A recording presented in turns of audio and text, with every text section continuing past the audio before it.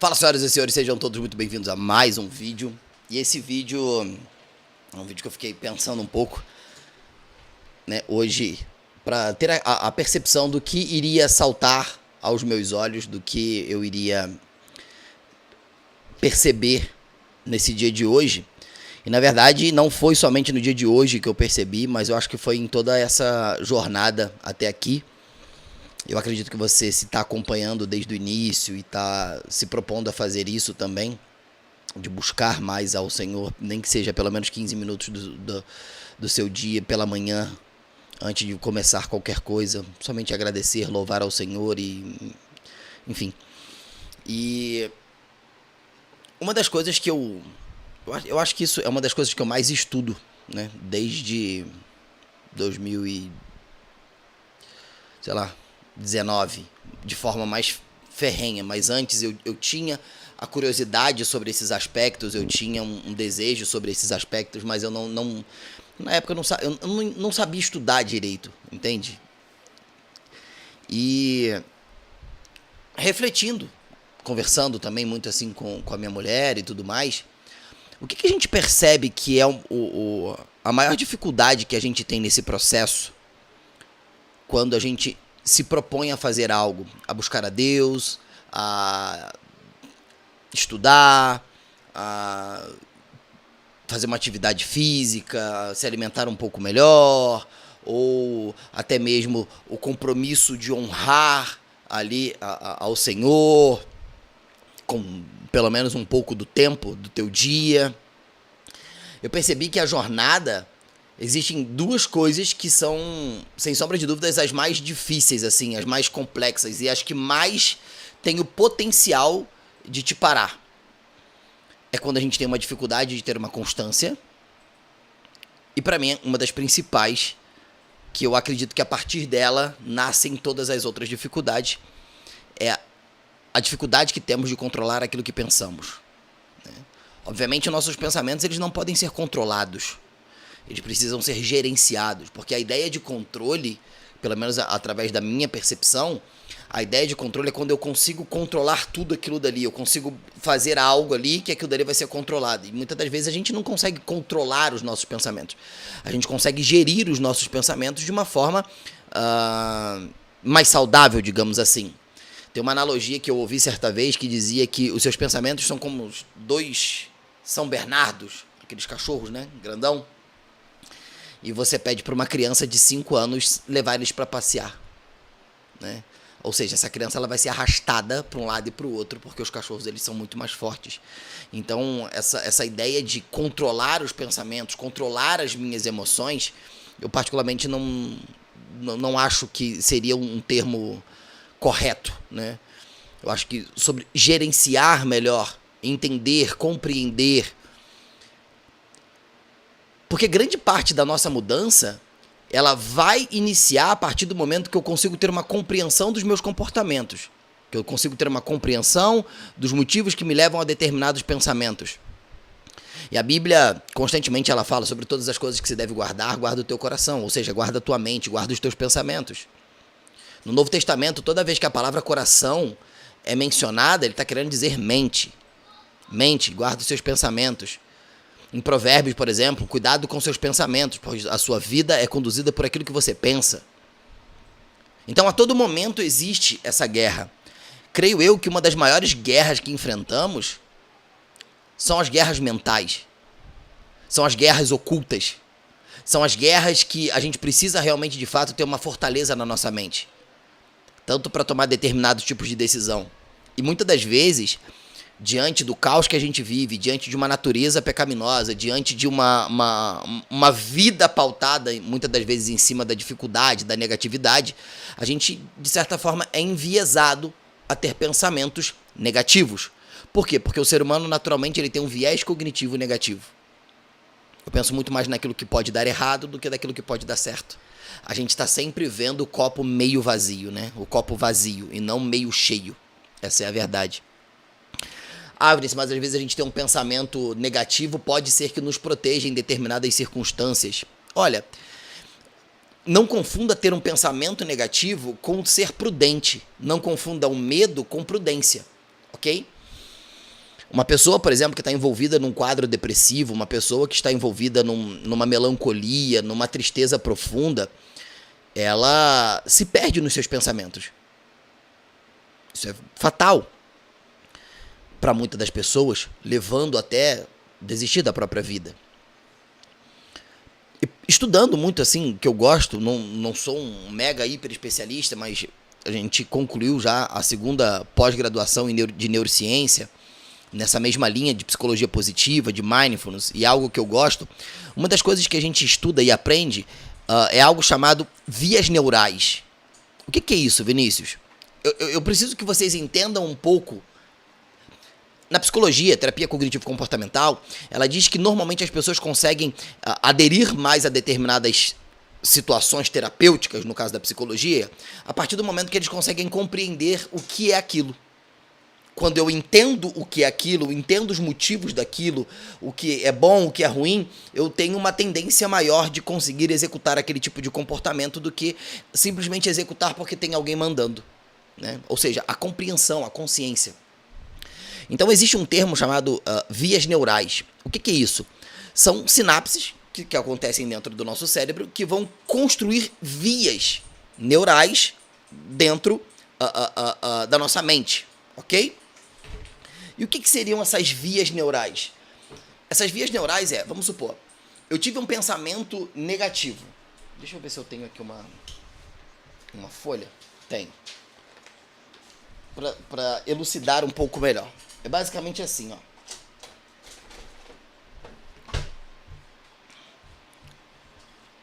É assim que acontece dentro da nossa mente, neurobiologicamente falando, né? Então, eu posso ter um pensamento, né, negativo, correto? E eu posso ter um pensamento positivo, ok? Esses pensamentos, eles vão construir vias, como se fossem vias, né, pistas, ok? Ruas. Então, eles vão construir vias, certo? Só que você precisa entender que quase todos os nossos pensamentos, eles vão ter essas características. Eles são involuntários, automáticos e repetitivos. E quando a gente tem um pensamento mais negativo, ele se repete. Então, por exemplo, eu penso que eu sou rejeitado. Ele construiu uma via. Aconteceu uma determinada situação, meu cérebro ele vai sinalizar e que eu estou sendo mais uma vez rejeitado. Ele vai construir uma outra via. E aí ele vai construindo essa via, na verdade, ele vai alargando essa via. E quando os seres humanos eles precisam tomar determinadas decisões, eles sempre vão tomar decisões que vão exigir com que eles tenham o menor gasto possível de energia mental, energia cognitiva, ou seja, esforço para pensar. Então, quando acontece uma determinada situação, a via de negatividade ela é muito maior do que a via de positividade.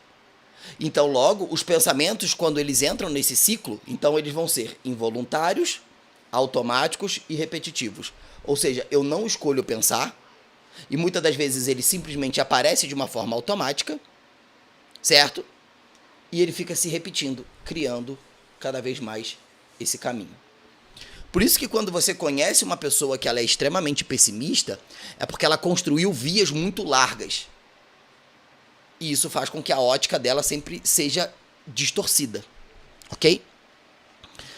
Então, para contextualizar tudo isso daqui, né, para que a gente possa entender o que Deus quer falar conosco, os pensamentos, eles, por fato de ser uma série de coisas que vão sempre estar sendo repetitivas, automáticas, eles sempre vão estar acontecendo constantemente. E a gente precisa, de certa forma, começar a questionar. Ontem, eu conversando com a minha mulher, eu disse para ela assim, como que você consegue destruir uma crença? Confrontando ela. Só que é o que não acontece. Porque a gente está tão habituado a pensar do jeito que a gente pensa, que a gente se conforma com aquilo dali. E aí é aquilo que está lá em Romanos 12:2.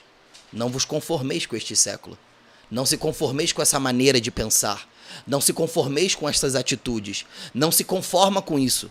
Mas renovai-vos pela transformação da vossa mente. O que isso quer dizer? Nós não temos a capacidade e o poder de mudar a nossa vida.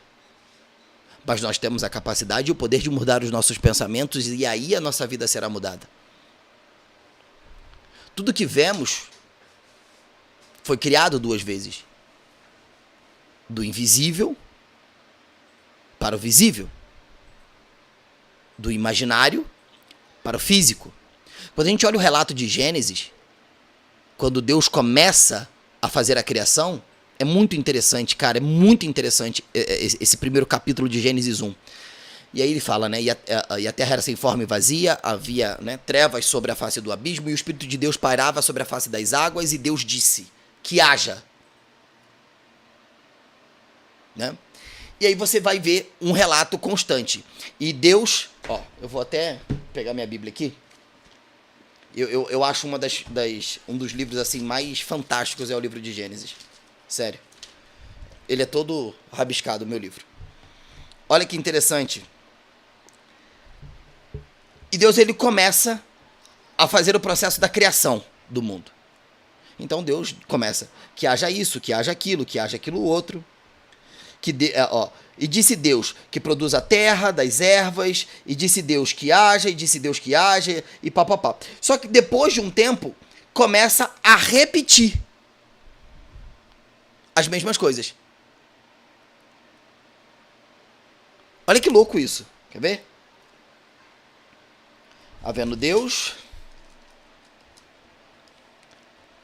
Ó, primeiro ele começa, que haja, e depois está dizendo assim, e Deus fez.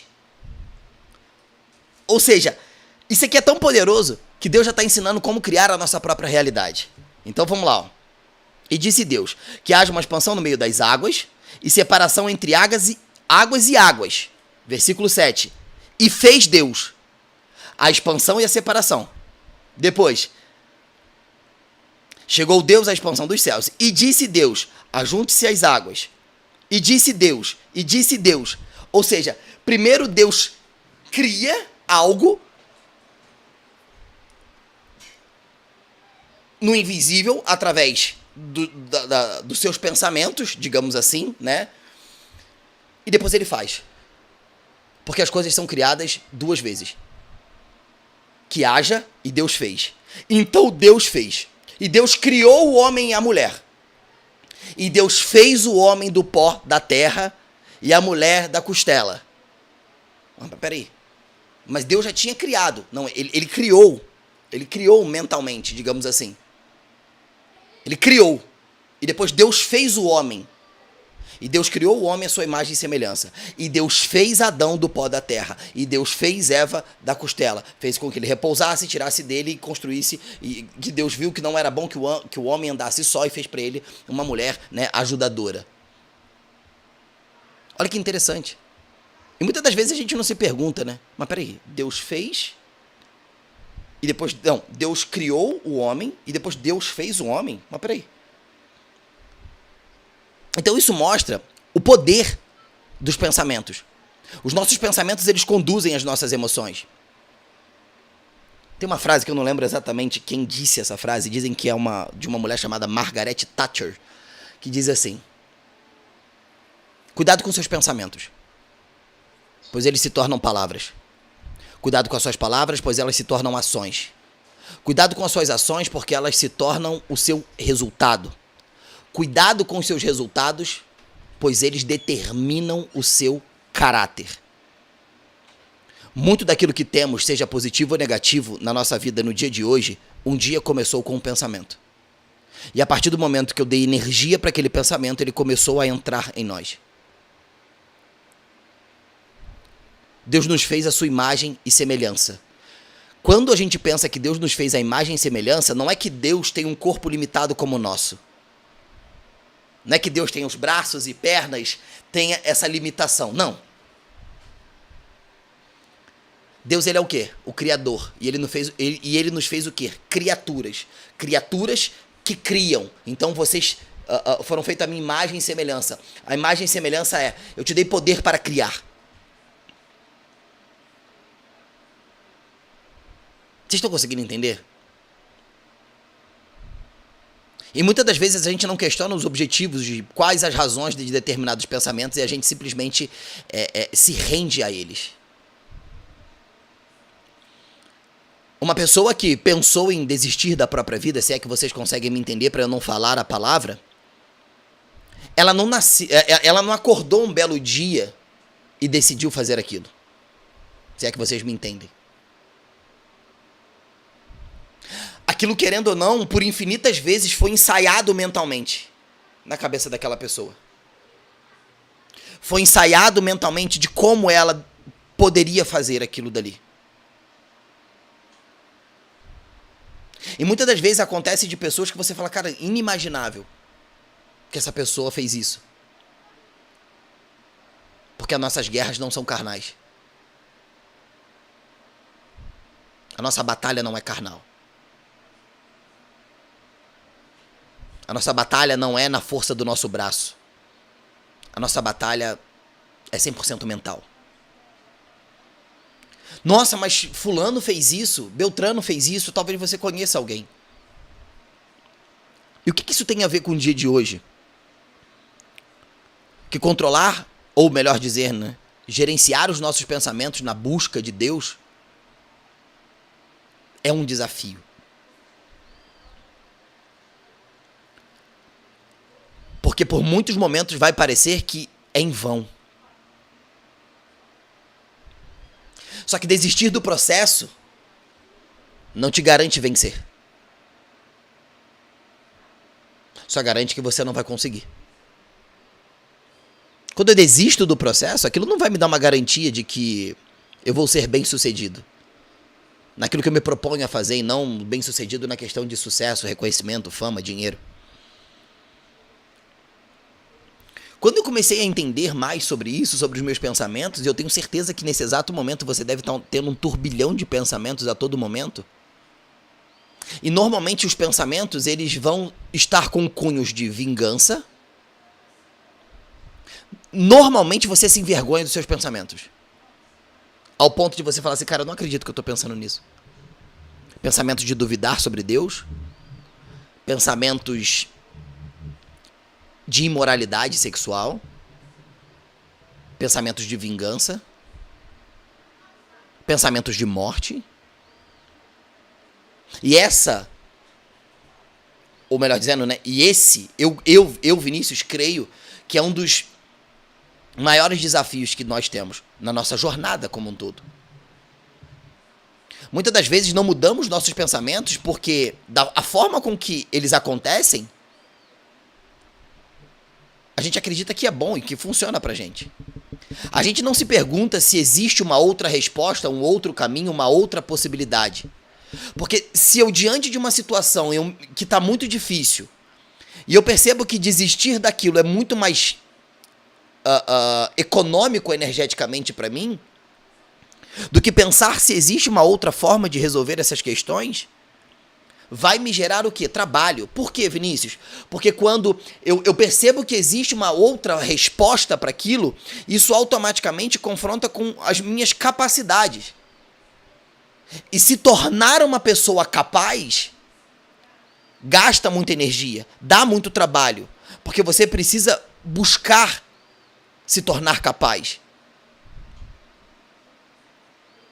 E por isso que muitas das vezes as pessoas preferem dizer: eu sou assim mesmo. Eu nasci assim. Eu sou assim. Eu sou igual ao meu pai. Eu sou igual à minha mãe. Nossa, isso aí puxou a avó.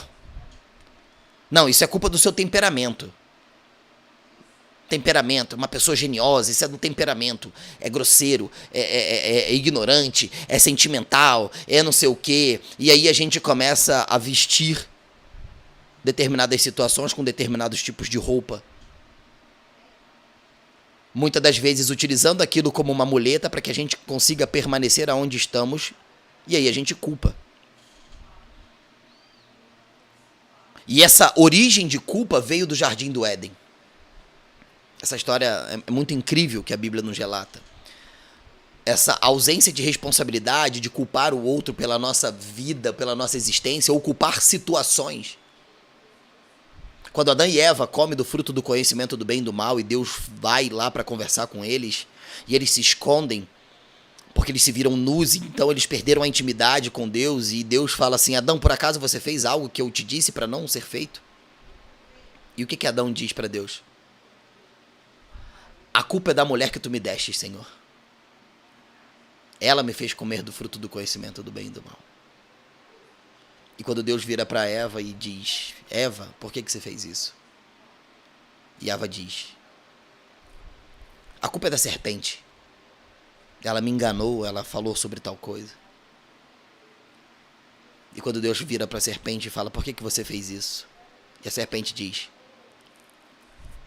a culpa não é minha, é do teu anjo.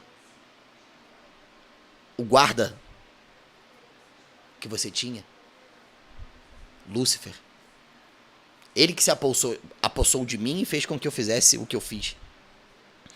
E Deus então vira para Lúcifer e diz: por que você fez isso? E o Lúcifer diz: porque você me permitiu ver o trono.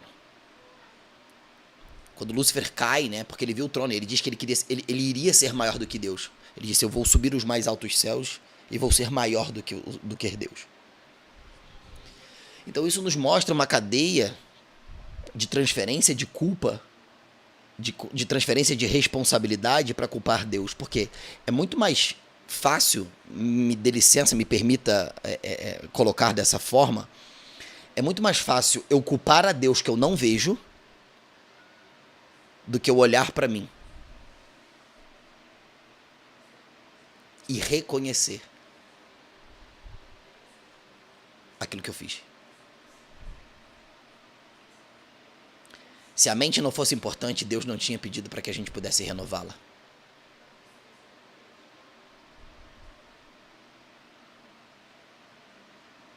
Tudo aquilo que a gente pensa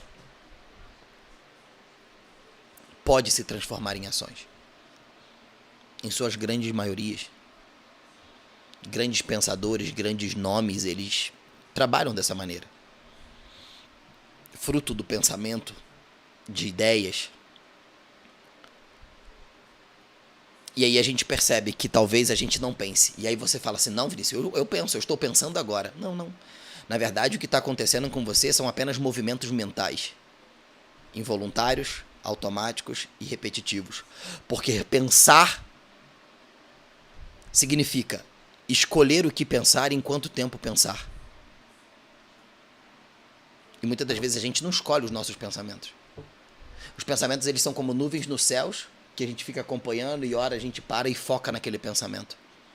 E quando a gente foca nele, a gente dá energia para ele. Por quê? A nossa natureza é dessa forma. A gente pensa muito mais de que não somos capazes do que somos capazes.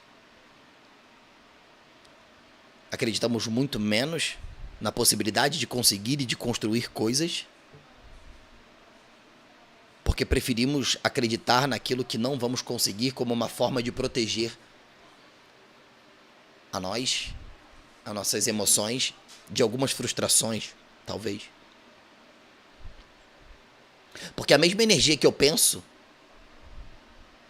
que não vai dar certo, pode ser a mesma energia que eu penso: eu vou fazer o meu melhor e vou fazer isso até dar certo. Muitas das vezes não conseguimos aquilo que queremos, não porque não somos merecedores, é porque talvez não conseguimos gerir um pouco melhor os nossos pensamentos e acreditar naquilo que estamos fazendo. E Deus disse que haja. E Deus criou o homem e a mulher, e depois Deus fez o homem e a mulher. O próprio Deus nos ensina. O próprio Deus nos ensina. Os nossos pensamentos, eles têm um poder de gerar emoções. Se você pensar em algo triste agora, você vai chorar. Olha o poder de um pensamento. Olha o poder da frequência energética de um pensamento, da eletricidade de um pensamento. E muitas das vezes a gente simplesmente ignora isso por conta da correria do dia a dia e a gente começa a normalizar determinadas coisas. Ontem eu tive uma conversa com uma pessoa e eu disse: o grande problema de muitos de nós é querer defender as nossas razões e o nosso ego, para que a gente possa se sentir melhor do que o outro. E a incrível capacidade que nós temos de ter opinião sobre tudo e a verdade sobre tudo. Eu sou o detentor da verdade. Se a gente parar para analisar a quantidade de guerras que existe, de discussões em trânsito, por quê? Só para defender um ponto porque eu acho que eu tô certo. Agora, você quer ter razão para quê? Ah, então você tá dizendo que eu preciso ser um idiota? Não. Em Provérbios diz, né, que o tolo, ele se revela quando abre a boca, e o sábio quando fecha. Ficar em silêncio não significa que você não está dizendo nada. É um ato de sabedoria. Só que muitas das vezes o nosso ser pulsante, a nossa razão, o desejo de estar certo, de estar soberano em determinadas situações, ele fala muito mais alto. E isso tem cada vez mais nos conduzido a ter a vida que temos. Não busco a Deus porque Ele não me ouve, nada acontece e a minha vida está do jeito que está. E a própria palavra do Senhor diz: fazei prova de mim, se não abrirei as janelas do céu sobre a tua vida. Eu orei e Deus não me deu. Eu orei e o milagre não aconteceu. Bill Johnson diz, né? Quando meu pai morreu, essa frase ficou muito forte na minha cabeça. Que o Bill Johnson dizia assim: o duro de coração sempre culpará Deus por aquilo que ele não fez. E eu completei. Ó, quem sou eu para completar, né? Mas eu acho que ficou. Que faz todo sentido. O duro de coração sempre culpará Deus por aquilo que ele não fez, mas não será grato por aquilo que ele já fez. O ser humano às vezes tem um grande problema de memória.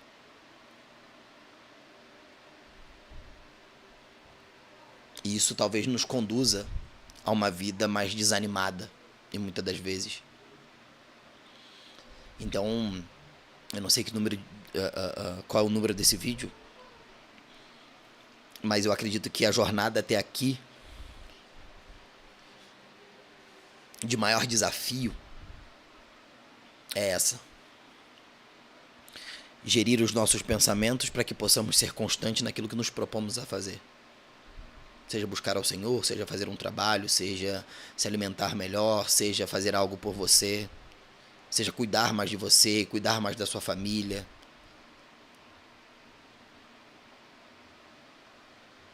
E aí a Bíblia diz: veja um homem inconstante em seus caminhos, não pense esse homem que conseguirá alguma coisa do Senhor. O que é um homem inconstante em seus caminhos? Acorda de um jeito, na metade do dia está de outro jeito, no final do dia já pensou de outra forma, e ele fica de forma inconstante. E quando eu tenho essa inconstância, isso faz com que isso mine a minha fé. Isso mine a minha fé. Porque a partir do momento que eu não consigo enxergar o resultado de algo, eu fiquei com uma frase na cabeça, não sei se vai fazer sentido para vocês, que é quando a gente fica nessa espera, né, de algo acontecer, de um milagre. E aí eu fiquei com essa frase na cabeça já tem um tempo. Não é porque eu não esteja vendo o milagre que ele não esteja acontecendo. Talvez isso faça sentido para vocês. Não é que eu não esteja, não é porque eu não estou vendo que não está acontecendo. Então, esse é o desafio da nossa jornada. E a gente precisa orar todos os dias para que o Senhor venha nos perdoar das nossas distrações que guerreiam contra o nosso coração, ou querendo o nosso coração. E sem sombra de dúvidas, ontem até conversando com a Andressa, eu percebi isso, que um dos nossos maiores desafios nessa jornada é de fato gerir melhor os nossos pensamentos. Pensamentos de acusação, pensamentos de tipo, quem é você? Pensamentos de tipo assim, mais uma vez. você sabe que você não vai conseguir. E você percebe que esse tipo de pensamento claramente não é um pensamento que vem dos céus. Claramente. Só que mesmo assim a gente dá atenção para aquilo. Então é isso. Esse é o objetivo do vídeo de hoje. Eu espero que você tenha gostado. Eu espero que você tenha chegado até aqui o final. Não esqueça de deixar o seu like, de se inscrever, de deixar o seu comentário. Tamo junto e até o próximo vídeo.